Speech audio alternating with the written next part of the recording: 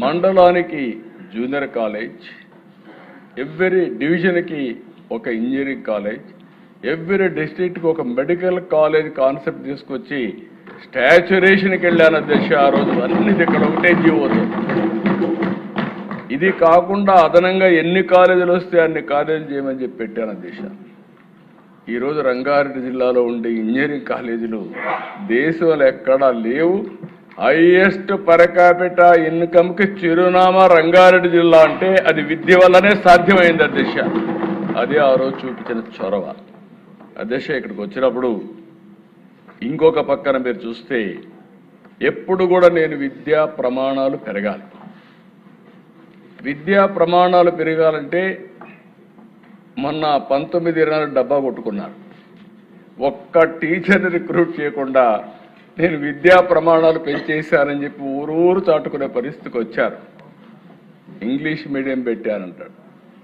English medium వల్ల మొత్తం ఏదో మార్పు వచ్చేసిందని మాట్లాడే పరిస్థితికి వచ్చారు అధ్యక్ష. ఇక్కడ చూస్తే 1995, 2024 ఇప్పుడు 25 వరకు మీరు చూస్తే 14 డిఎస్సీలు పెడితే 14 డిఎస్సీల్లో 11 డిఎస్సీలు నేను ముఖ్యమంత్రిగా ఉండే నిర్వహించాను అధ్యక్ష. 11 డిఎస్సీలు నేను గర్వపడుతున్నా.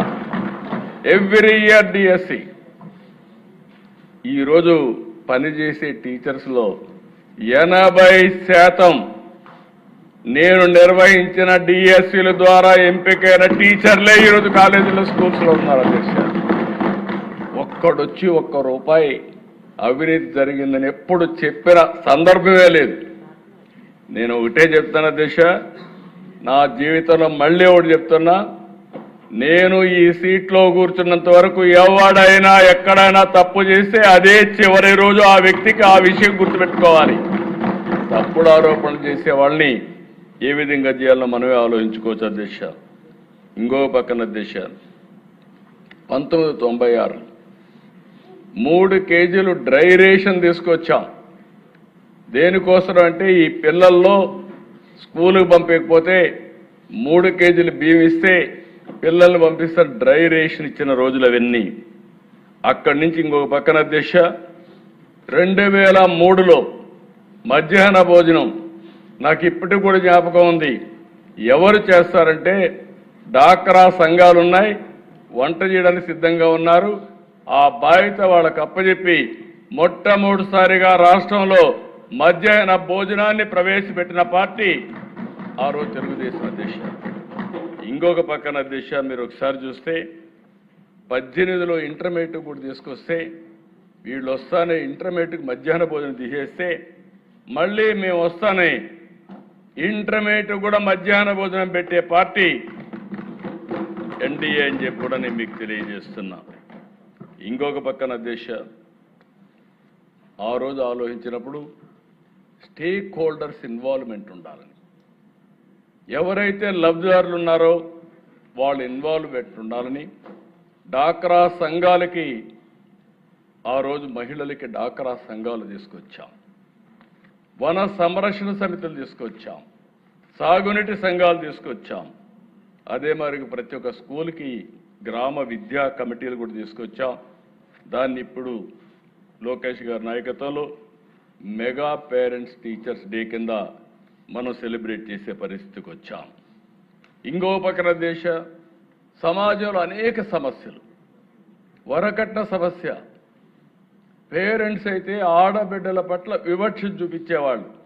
మగపిల్లలై చదివించడం, ఆడపిల్లలై చదివించకుండా మానేయడం. ఎందుకంటే పెళ్లి చేసి తొందరలో పంపించేస్తే బాధ్యత తీరిపోతుందని దానిపైన కూడా క్యాంపెయిన్ చేశాం. కడాన దేశ 1996లో ఆడబిడ్డలకి గర్ల్స్కి కూడా 33% ఉద్యోగాల్లో కాలేజీలో సీట్లు ఇప్పించాం. చాలామంది నా దగ్గరకు వచ్చి ఒక మాట అన్నారు, మీరు 33% ఇస్తున్నారు, మెరిట్లో వస్తారు, 50 క్రాస్ అవుతారు, మేమేం కావాలంటే పర్వాలేదు, బ్యాక్లాగ్ ఉంది, ఆడపిల్లలను చదువుకోవాలని ప్రోత్సహిస్తే ఈరోజు నేను గర్వంగా చెప్తున్నా దేశ, ఎక్కడైనా చదువుకున్న ఉద్యోగాలు చేసే వాళ్ళు అడిగితే భార్య భర్త ఐటీ ప్రొఫెషనల్స్ అయితే ఎవరికి ఎక్కువ ఆదాయం వస్తుందంటే ఆడబిడ్డలకే ఎక్కువ ఆదాయం వచ్చే పరిస్థితికి వచ్చింది. అది ఆ రోజు చూపించిన చొరవ. దీనివల్ల వరకట్నాలన్నీ పూర్తిగా పోయినాయి. రివర్స్ కట్నం వచ్చే పరిస్థితికి వచ్చింది. ఇలాంటి వినూత్నమైన కార్యక్రమాలతో ముందుకు పోయాం. ఇంకో పక్కన దిశ, నేను రాజకీయాల్లోకి వచ్చిన రోజులు మాకు బ్లాక్స్ ఉండేటి. ఇప్పుడు మండలాలు ఎన్టీ రామారావు గారు వచ్చిన తర్వాత పరిపాలనా సంస్కరణలో బ్లాక్స్ తీసుకొచ్చాడు. ఆ రోజు సమితిలు ఉండేటివి, ఆ రోజు జిల్లా పరిషత్ ఉండేది. ఆ రోజు చూస్తే అధ్యక్ష, ఎవరైనా జిల్లా పరిషత్ చైర్మన్ దగ్గరికి పొలం దగ్గరికి పోయి నన్ను ట్రాన్స్ఫర్ చేయమని అడిగితే ఇది చేస్తే ఆయన దగ్గర కాగితం ఉండేది కాదు, సిగరెట్ తాగే బ్యాక్ పేపర్ ఉండేది, దానిపైన ఆర్డర్ చేసి పంపించేవాడు. You can imagine.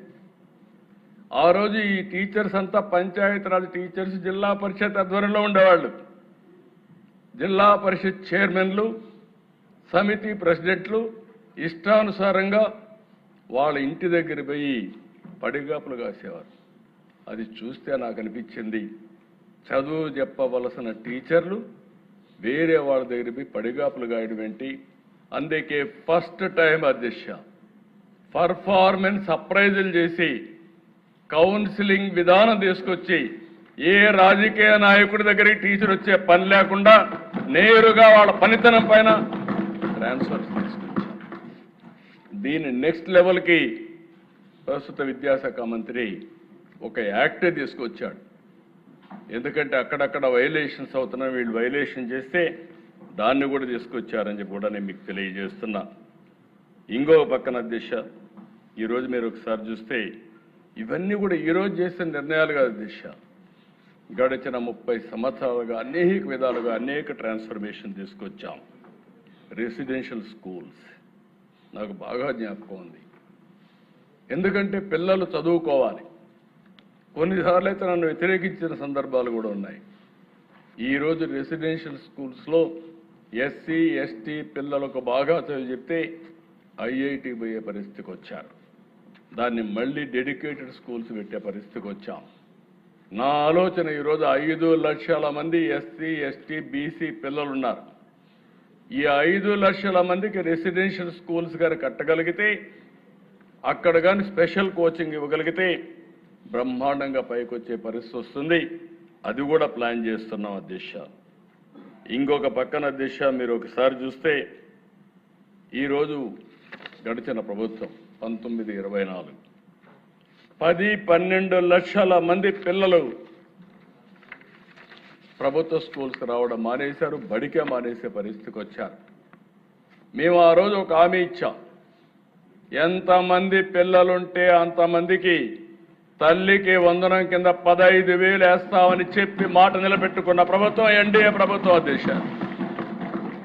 దీనివల్ల మీరు చూసినప్పుడు ప్రైవేట్ స్కూల్ సుప్రీంకోర్టు